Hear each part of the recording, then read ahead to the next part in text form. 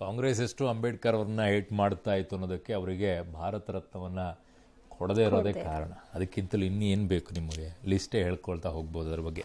ಆಯಿತು, ಅದು ಇನ್ನೊಂದು ಸಲ ಹೇಳೋಣ ನಿಮಗೆ.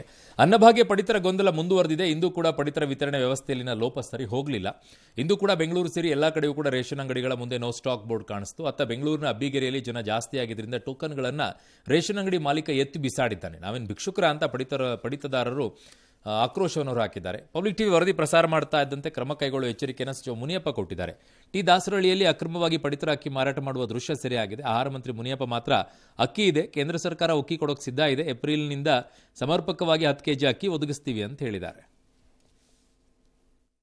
ಕೇಂದ್ರ ಸರ್ಕಾರ ಅಕ್ಕಿ ಕೊಡೋಕ್ಕೂ ತಯಾರಿದೆ, ಹಣ ಕಟ್ಟಿದ್ದೀವಿ, ಕೊಡಬೇಕಂತ ಏನು ನಿರ್ಣಯ ಮಾಡಿದ್ದೀವಿ. ಅದಕ್ಕೆ ಸಾಕಷ್ಟು ಹಣವನ್ನು ತುಂಬಿಸಿದ್ದೀವಿ.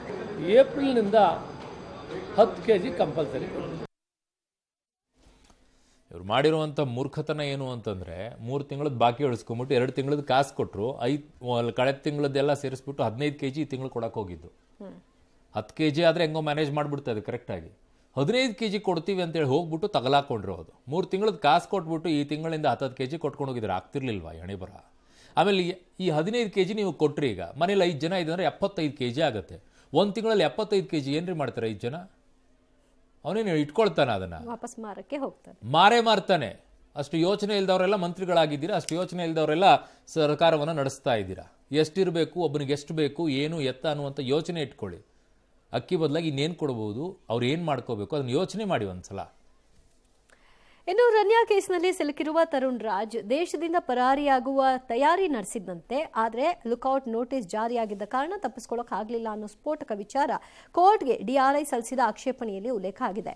ಗೋಲ್ಡ್ ಸ್ಮಗ್ಲಿಂಗ್ನಲ್ಲಿ ತರುಣ್ ಪಾತ್ರವಿದೆ. ದುಬೈನಲ್ಲಿ ಗೋಲ್ಡ್ ಕೊಟ್ಟಿದ್ದೇ ತರುಣ್. ಹವಾಲಾ ಹಣ ಬಳಕೆಯಾಗಿದೆ. ಇದಕ್ಕೆಲ್ಲ ಸಾಕಷ್ಟು ಸಾಕ್ಷ್ಯ ಸಿಕ್ಕಿದೆ. ಆತನಿಗೆ ಜಾಮೀನು ಕೊಡಬಾರದು ಅಂತ ಕೋರಿದೆ. ಆದರೆ ತರುಣ್ ರಾಜ್ ಪರ ವಕೀಲರು ಮಾತ್ರ ತರುಣ್ ಭಾರತಕ್ಕೆ ಅಕ್ರಮವಾಗಿ ಚಿನ್ನ ತಂದಿಲ್ಲ, ಇನ್ವಾಯ್ಸ್ ಪ್ರಕಾರ ತರುಣ್ ಚಿನ್ನದ ಮಾಲೀಕನೇ ಅಲ್ಲ, ರನ್ಯಾ ಜೊತೆ ಯಾವುದೇ ವ್ಯಾವಹಾರಿಕ ಸಂಬಂಧವೂ ಇಲ್ಲ, ಆದರೂ ಆತನನ್ನು ಆರೋಪಿಯನ್ನಾಗಿ ಮಾಡಲಾಗಿದೆ ಅಂತ ವಾದವನ್ನು ಮಂಡಿಸಿದ್ರು. ಜಾಮೀನು ನೀಡಿ ಅಂತ ಕೋರಿದ್ರು. ವಾದ ಪ್ರತಿವಾದ ಆಲಿಸಿದ ಕೋರ್ಟ್ ಆದೇಶವನ್ನು ನಾಳೆಗೆ ಕಾಯ್ದಿರಿಸಿದೆ.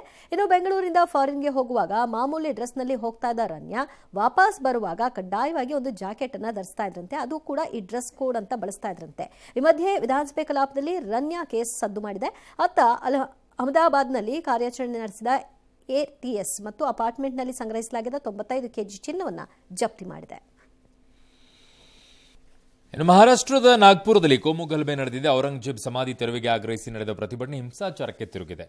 ಮಹೋಲ್ ಬಳಿ ಬಜರಂಗ ದಳದ ಕಾರ್ಯಕರ್ತರು ಪ್ರತಿಭಟನೆ ನಡೆಸುವ ವೇಳೆ ಮುಸ್ಲಿಮರ ಧರ್ಮಗ್ರಂಥವನ್ನು ಸುಟ್ಟಿದ್ದಾರೆ ಅನ್ನುವಂಥ ವದಂತಿ ಘರ್ಷಣೆಗೆ ಕಾರಣವಾಗಿದೆ. ನಿನ್ನೆ ಮಧ್ಯಾಹ್ನ ಶುರುವಾದಂಥ ಘರ್ಷಣೆ ರಾತ್ರಿ ಹೊತ್ತಿಗೆ ಅನೇಕ ಪ್ರಾಂತ್ಯಗಳಿಗೆ ಹಬ್ಬಿತು. ದುಷ್ಕರ್ಮಿಗಳು ಸಿಕ್ಕ ವಾಹನಗಳಿಗೆಲ್ಲ ಬೆಂಕಿ ಹಚ್ಚಿದ್ರು, ಅಂಗಡಿ ಮುಗ್ಗಟ್ಟುಗಳನ್ನು ಧ್ವಂಸ ಮಾಡಿದ್ರು. ಪೊಲೀಸರು ಬಲಪ್ರಯೋಗ ಮಾಡಿ ಪರಿಸ್ಥಿತಿಯನ್ನು ನಿಯಂತ್ರಣಕ್ಕೆ ತಂದಿದ್ದಾರೆ.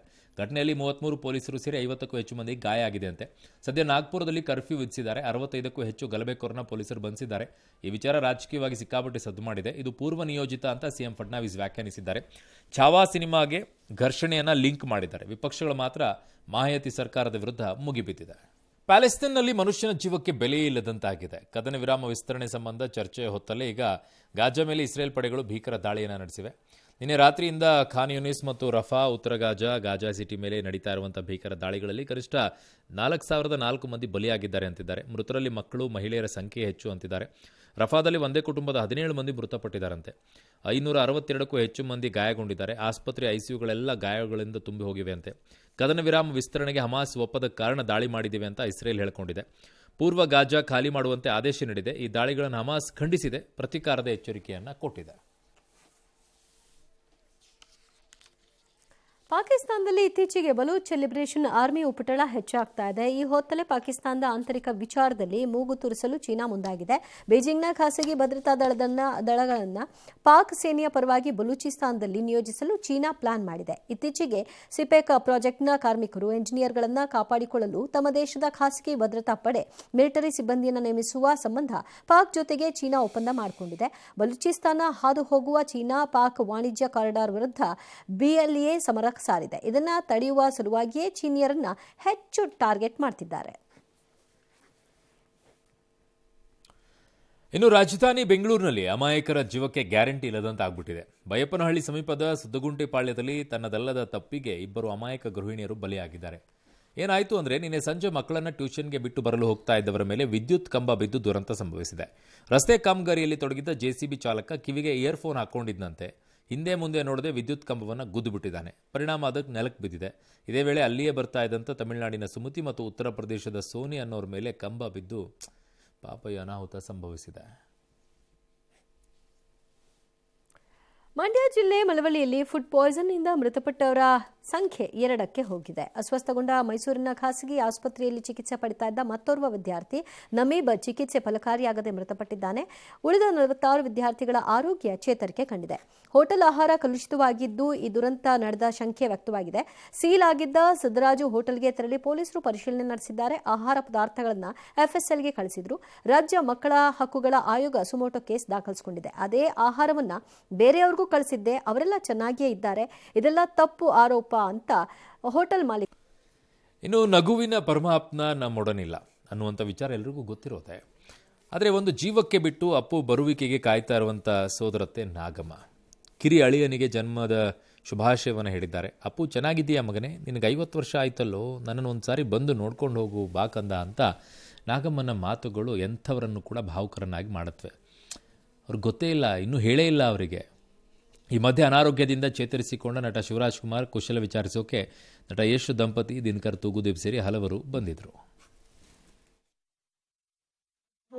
ಚೆನ್ನಾಗಿದೆಯಾ ಮಗನೇ, ಒಂದ್ಸಲ ಬಂದು ನೋಡ್ಕೊಂಡು ಹೋಗು ಕಂದನಲ್ಲ, ನೀನ ನೋಡ್ಬಿಡ್ತೀನಿ. ಆ ಇಷ್ಟದಲ್ಲೇ ಇದೆಯಾ, ದೊಡ್ಡವನಾಗಿದೆ, ನೋಡ್ಬಿಡ್ತೀನಿ. ಪಾಪ 50 ವರ್ಷ ಅವ್ರಿಗೆ ಇನ್ನೂ ಹೇಳೇ ಇಲ್ಲ ಅವ್ರು ಸಾವನ್ನಪ್ಪಿದ್ದು. ಅಂದರೆ ರಾಜ್ಕುಮಾರ್ ಅವ್ರು ತೀರು ಹೋದ್ಮೇಲೆ ತುಂಬಾ ಹೋದ್ರಂತೆ ಆ ಸಾವಿನ ಸುದ್ದಿ ಕೇಳಿ. ಸೊ ಹಾಗಾಗಿ ಇದನ್ನ ಹೇಳ್ಬಾರ್ದು ಅಂತ ನಿರ್ಧಾರ ಮಾಡಿದ್ರಂತೆ. ಪಾಪ ಇನ್ನೂ ಇದ್ದಾರೆ ಅನ್ನೋದೇ ಭಾವನೆ ಅಲ್ಲ, ಇನ್ನೂ ಇದ್ದಾರೆ. ಪುನೀತ್ ನಾವೇನು ಹೋಗಿದ್ದಾರೆ ಅಂತ ಭಾವಿಸ್ತಲ್ಲ, ದೇಹ ಒಂದೇ ಹೋಗಿರ್ಬೋದು, ನಮ್ಮಲ್ಲಿ ಇನ್ನೂ ಕೂಡ ಇದಾರಲ್ವಾ, ಅದೇ ಭಾವನೆ, ಇನ್ನೇನಿಲ್ಲ.